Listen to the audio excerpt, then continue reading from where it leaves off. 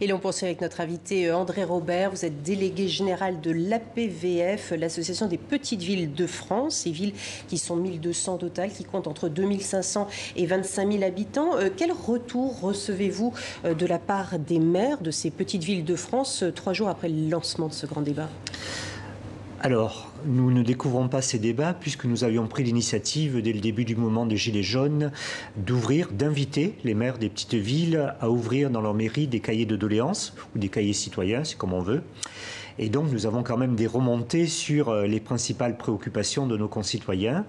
Elles ne vous surprendront pas, ce sont des questions nationales qui dominent, les questions de niveau de vie, de pouvoir d'achat, des retraites, des questions de justice fiscale, mais il y a également des sujets qui concernent les collectivités locales plus prioritairement, qui sont des questions liées à l'aménagement du territoire, telles que la présence des services publics, les problèmes d'offres de soins dans les territoires qui ressortent et qui sont mis particulièrement en avant. Alors effectivement, vous l'aviez dit d'ailleurs quand on vous avait reçu au début du mouvement des Gilets jaunes, des cahiers de doléances, vous les aviez déjà installés dans les mairies, mais là ce sont des débats qui sont organisés et sur ces débats, quels sont les retours ?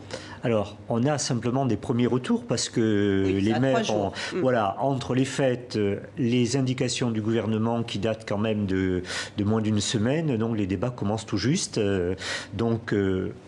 Ils reprennent peu ou prou ce qui ressort des cahiers de doléances.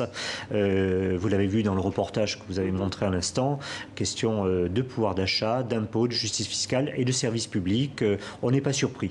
Est-ce que l'Association des petites villes de France a la même position que l'Association des maires de France, qui semblait au départ plutôt réservée sur l'organisation de ce grand débat et qui a accepté d'en être le facilitateur, mais pas l'organisateur pour ne pas prendre la responsabilité d'un éventuel échec de ce débat ? C'est le mot qui convient le mieux et qui fait consensus au sein de toutes les associations d'élus. Facilitateurs, les maires seront des facilitateurs dans toutes les communes. Ils permettront, en donnant des salles, en invitant leurs concitoyens à débattre, ils ne prennent pas la responsabilité, ils ne sont pas co-organisateurs, effectivement. Ils ne peuvent que transmettre les revendications, les préoccupations de leurs concitoyens, mais ils ne portent pas, je le rappelle, la responsabilité de la situation.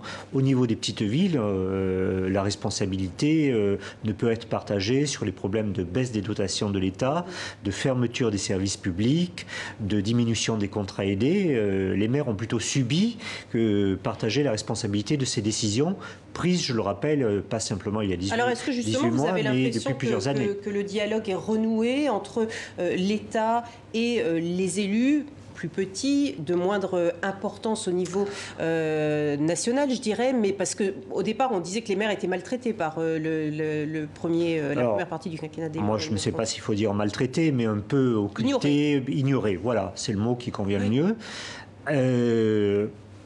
Il semble donc qu'on ait besoin des maires, c'est une bonne chose. On redécouvre qu'il y a 36 000 maires dans ce pays qui jouent un rôle particulièrement important de médiateur, permettant de faire remonter et de porter les préoccupations de leurs concitoyens.